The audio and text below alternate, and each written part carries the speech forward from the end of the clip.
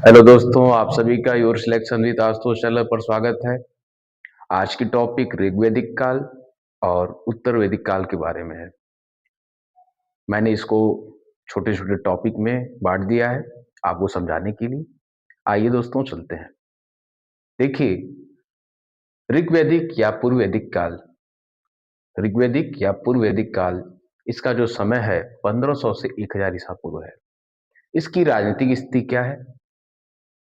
तो ऋग्वैदिक काल की जो राजनीतिक स्थिति है वो राजतंत्र है। राजा का राज्याभिषेक होता है। राजा के दो कार्य थे, युद्ध और अपने लोगों की सुरक्षा। ऋग्वेद में राज्याभिषेक का उल्लेख मिलता है। ऋग्वेद के 10वें मंडल में गणतंत्र या गण राजात्मक व्यवस्था का भी उल्लेख है। राजा का पद वंशानुगत होता था। राजा विस्पति तथा गौपति की उपाधि धारण करता था। लेकिन राजा के जो कार्य थे वो निरंकुश नहीं थे। उसके कर्तव्यों का कंट्रोल करने के लिए या उसके कार्यों का निर्धारण करने के लिए सभा समिति विद्वत जैसी प्रशासनिक संस्थाएं होती थी। राजा भूमि का स्वामी नहीं होता था। आगे प्रशासन, तो ऋग्वेद का जो प्रशासन है, राजा की सहायता के लिए पुरोहित, सेनानी, ग्रामणी, स्पस, रत्नी जैसे अधिकारी होते थे। प्रशासनिक संस्थाएं कैसी थी? तो प्रशासनिक संस्थाएं चार प्रकार की थी: सभा, समिति, विदत, गण। सभा कुलीन वर्ग का प्रतिनिधित्व करता था, या सभा जो थी कुलीन वर्गों से बनी होती थी। समिति साधारण लोगों से बनी होती थी। विदत सैनिक, असैनिक और धार्मिक कार्य वहां होते थे। विदत के और कार्य थे: नववधु का स्वागत, स्त्रियों की उपस्थिति, उपज बंटवारा, और जो चौथा है गण, उसके कार्य स्पष्ट नहीं है। तो दोस्तों, प्रशासनिक संस्थाएं मेन मेन क्या है? सभा, समिति, विदत और गण है। यूं कह लीजिए, सभा अपर हाउस है, समिति क्या है? लोअर हाउस है।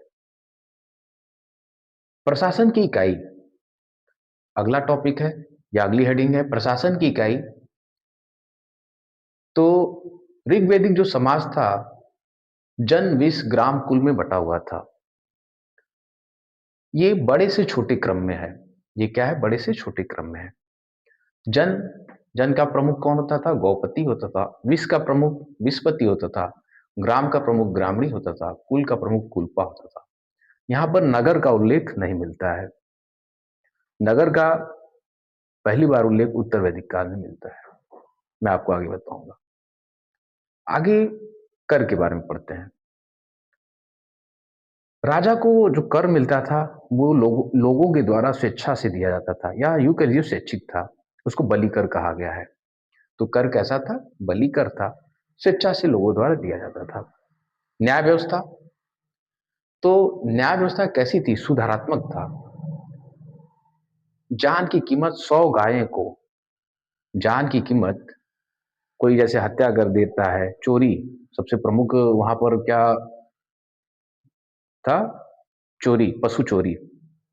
सबसे प्रमुख ऋग्वैदिक समाज का अपराध था पशु चोरी, जिसमें अपराधी को 100 गाय देकर 100 गाय देकर उसको सजा दिया जाता था।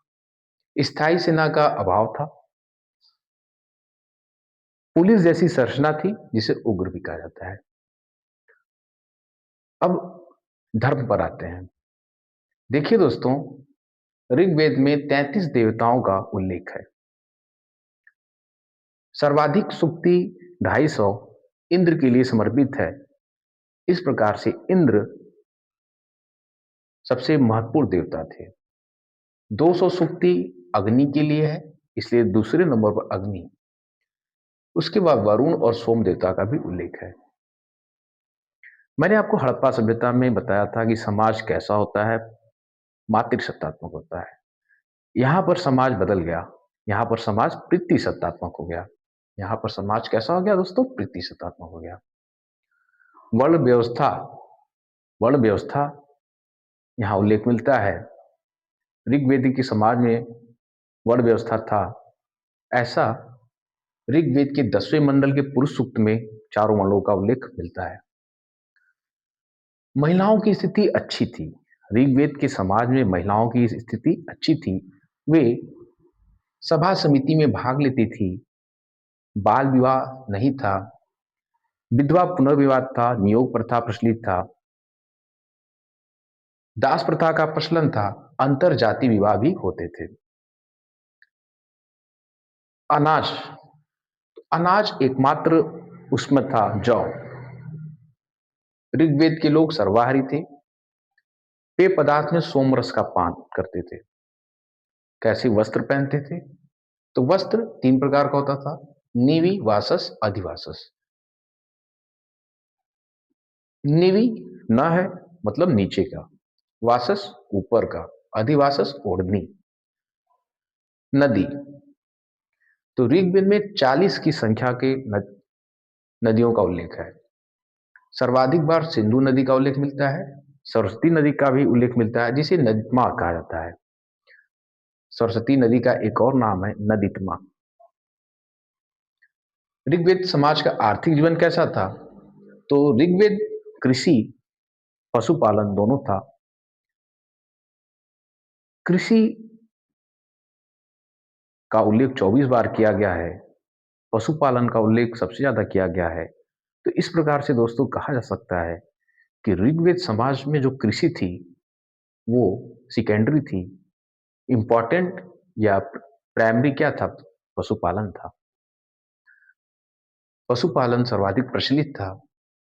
गाय का उल्लेख सर्वे सबसे ज्यादा है, 176 बार। गाय के लिए अगन्या शब्द का प्रयोग होता है। यहाँ घोड़े का भी उल्लेख मिलता है दोस्तों।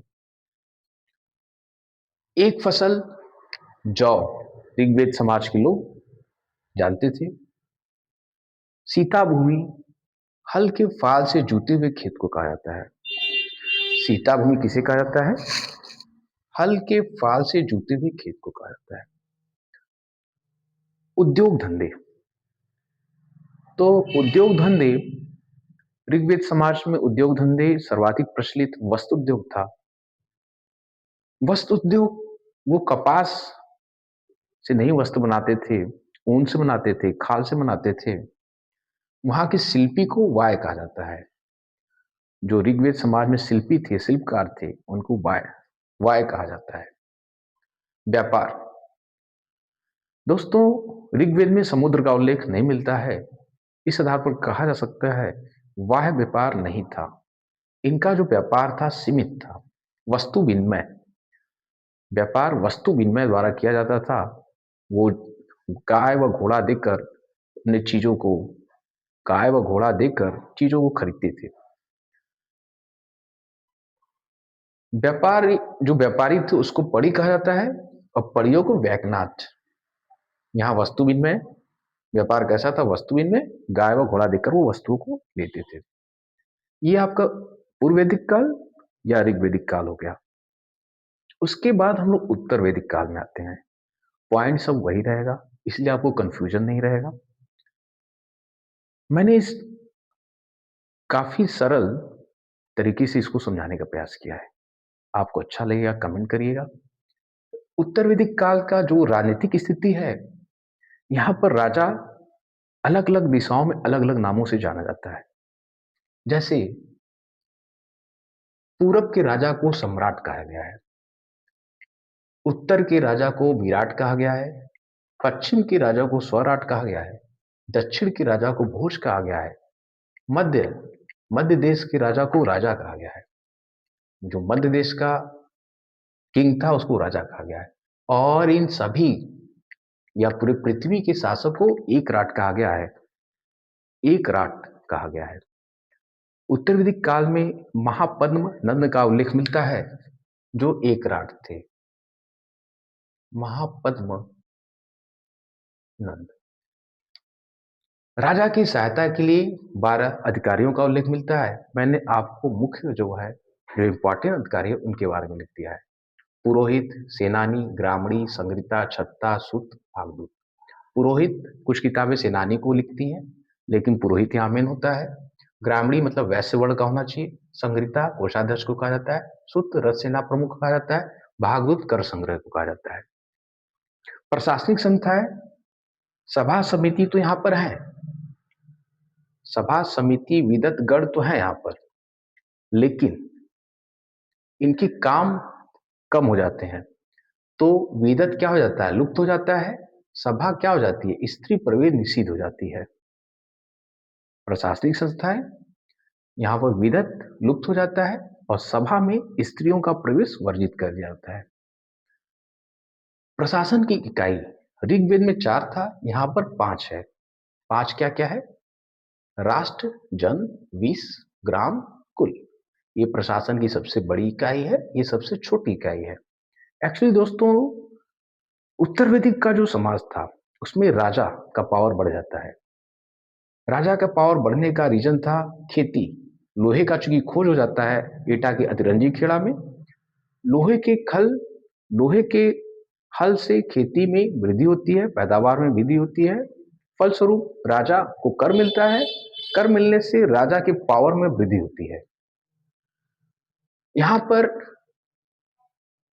कुछ आपको जनपद, महाजनपद कह लीजिए, पावरफुल राज्य का उल्लेख मिलता है।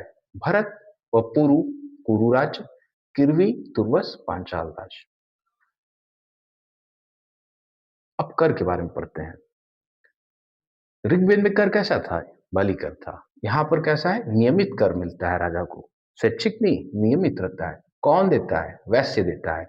इसलिए राजा का एक और नाम था विस्मता। विस्मता जो वैश्य से कर लेता है, जो कर को लेता है उसको विस्मता कहते हैं। न्याय व्यवस्था, उत्तर वैदिक काल का जो समाज है उसकी न्याय व्यवस्था की जानकारी कम मिलती है। राजा ही सर्वोच्च अधिकारी था। देखिए, ऋग्वैदिक काल में पुरोहित न्याय व्यवस्था दिखता था, लेकिन यहाँ पर राजा दिखता है। एक यहाँ पर शब्द मिलिशिया, एक यहाँ पर शब्द नोट कर लीजिए, मिलिशिया, जो कबीले के लोगों को ही लेकर, कबीले के लोगों के द्वारा ही मिलिशिया की स्थापना होती थी।